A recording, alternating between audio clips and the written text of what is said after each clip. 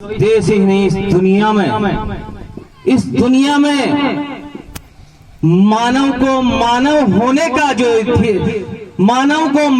होने का जो जुनून और जज्बा, एक गरीब, एक मजलूम, एक दलित समाज के लोगों को जीने का, अपनी बात रखने का, अपने हक अधिकार की लड़ाई लड़ने का एक क्रांति का ये दिन है। मेरे सम्मानित साथियों, ये दिन आपके लिए आजादी का दिन है, क्योंकि आज आप किसी भी नेता, किसी भी पुलिस या किसी मुख्यमंत्री की औकात नहीं कि आपको आज के दिन रोका जाए।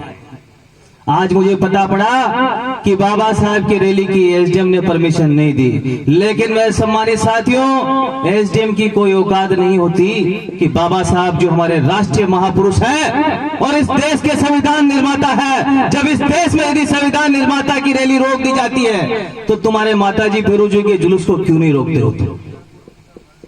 लेकिन हमारा समाज आज भी धर्म के उस संकट में फंसा हुआ है।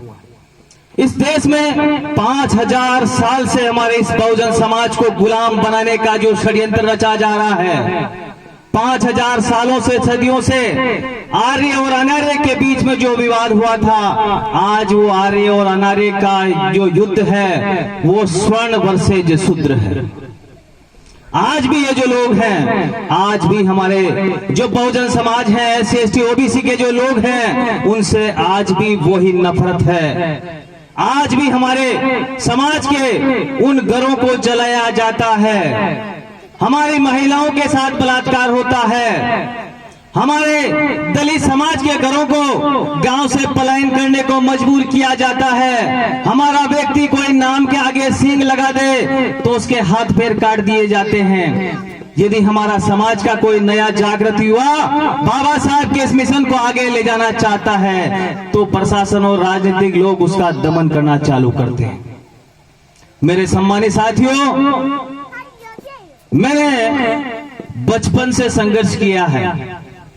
6ठी क्लास से बाबा साहब के इस मूवमेंट में हूं और 6ठी क्लास से बाबा साहब की मूवमेंट की इस विचारधारा को गांव-गांव और घर-घर में फैलाने का काम किया कि हमारे समाज में पढ़ा लिखा तो आज है, लेकिन पढ़ा लिखा व्यक्ति और जागृत व्यक्ति में फर्क होता है। तो मैं इस बहुजन समाज के जो पढ़े लिखे लोग हैं उनको जागृत करने का काम करता हूं।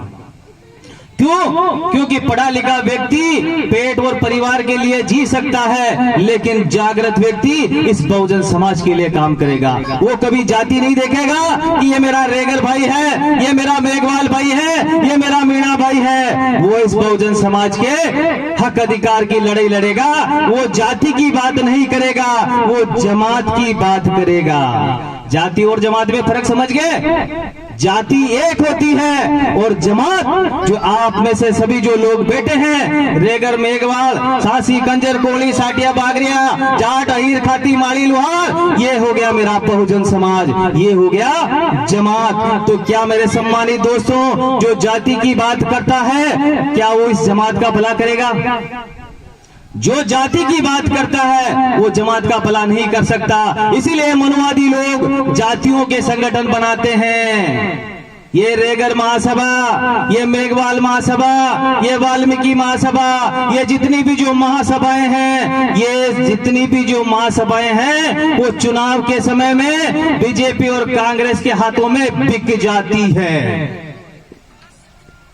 आप लोगों ने कुंभ का मेला देखा नहीं, लेकिन सुना होगा कितने ही संत आते हैं, और जब कुंभ का मेला होता है तब किसी को कोई पता नहीं होता है कि किस अखाड़े से कौन संत आया। उसी प्रकार ये मेरे समाज की जातियों की जो महासभाएं हैं, ये चुनाव के समय में बिक जाती है।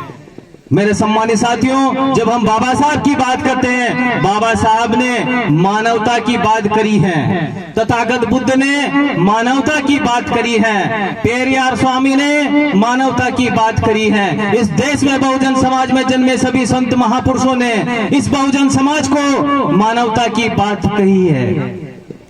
यदि हम आज यदि केवल अंबेडकरवादी होना और मानवतावादी नहीं होना तो इसका मतलब हम पाखंडी हैं।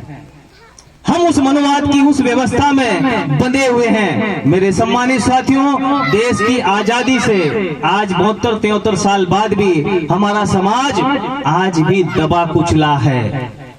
आज भी हमारा बहुजन समाज का व्यक्ति दबा कुचला है। आज भी हमारे लोगों से जातिवाद होता है। मेरे साथियों, बाबा साहब अम्बेडकर साहब, मैं उनको तहे दिल से प्रणाम और नमन करता हूं। उस समय बाबा साहब पर कितनी बीती, उस महापुरुष ने इस समाज को जगाने के लिए अपना पूरा परिवार का बलिदान किया, अपना पूरा जीवन लगाया। लेकिन आज मेरा समाज कितना उस बात को अमल करता है। मेरे सम्मानित साथियों, पूर्व वक्ताओं ने कुछ बताया था, लेकिन मैं थोड़ी बात और आगे करता हूं।